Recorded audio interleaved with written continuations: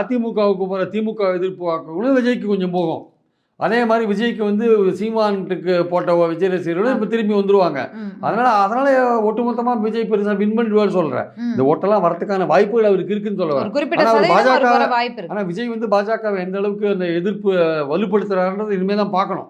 திமுக பற்றி பேசுவார், பாஜக பற்றி எவ்வளோ பேசுகிறாரு தெரியல. இனிமேல் தான் பொறுத்து இருந்து பார்க்கணும். அப்போது எடப்பாடிக்கு விஷயத்துக்கு வரும்போது அவருக்கு வர ஓட்டும் வந்து போயிடும். அப்போது நீங்கள் வந்து பெரிய தலைவரும் கிடையாது, செல்வாக்கு மிக்க தலைவரும் கிடையாது ஓட்டு வாங்குறதுக்கு. நீங்கள் வந்து இதுவரையும் உங்கள் பேரை சொல்லி முதல்வராக வச்சு நீங்கள் வந்து வின் பண்ணி முதல்வராக வரல. இப்போ ஸ்டாலின் வந்து முதல்வராக வந்துட்டார், 3 எலெக்ஷன் வின் பண்ணிட்டார், அவர் ஒரு இமேஜை உயர்த்திட்டார். நீங்கள் அது மாதிரி இல்லை, கட்சியும் வந்து பிளவுபட்டு கிடக்கு. உங்களுக்கு திமுக எதிர்ப்போட்டுன்னு உங்களுக்கு அவ்வளோ வராது. வந்து பாஜகவோட லேபிலிட்டி நீங்கள் சுமக்கிறீங்க. ஸோ இந்த மாதிரி பலவிதமான டிஸ்அட்வான்டேஜோடு நீங்கள் வந்து உங்கள் பயணத்தை ஆரம்பிச்சிருக்கீங்க.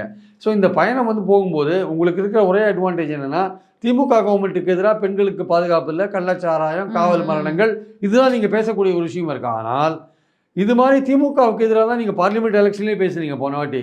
ஆனால் நீங்கள் பார்லிமெண்ட் எலெக்ஷனில் என்னாச்சு, நீங்கள் 13 இடங்களில் டெபாசிட் எழுந்தீங்க, 7 இடங்களில் 3வது இடத்துக்கு போனீங்க, ஒரு இடத்துல 4வது இடத்துக்கு போனீங்க. அப்போ நீங்கள் அன்றைக்கி அந்த எலெக்ஷன் முழுக்க மோடி எலெக்ஷன்லேயும் உங்களை ரிஜெக்ட் பண்ணிட்டாங்க. 21 எலெக்ஷன்லையும் நீங்கள் பெரிய அளவில் வெற்றி பெறலைன்றதான் உண்மை.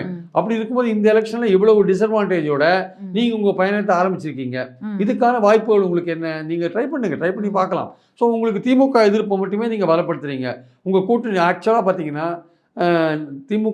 அதிமுக தொண்டர்கள்லாம் ரொம்ப சோர்வடைஞ்சிருக்காங்க. அவங்க என்ன நினச்சாங்க, கடைசி கட்டத்தில் பாஜகவை கைவிட்டுட்டு தாவேகாவோட அதிமுக போயிடும், அது ஒரு நல்ல கூட்டணியாக இருக்கும், அப்போ திமுக கூட்டணியிலேருந்து ஆளுங்க வருவாங்க, தேமுதிக போன்ற கட்சிகளும் ஒரு பலமான ஒரு கூட்டணி அமைக்கலாம். ஆனால் விஜய் வந்து ஒரு ஃபுல் ஸ்டாப் வச்சுட்டாரு, நான் தான் முதல்வர் கேண்டிடேட், என் தலைமையில தான் கூட்டணி இருந்துமே அது வச்ச உடனே அதிமுகவில் வந்து புஸ்வானம் ஆயிட்டாங்க எல்லாருமே.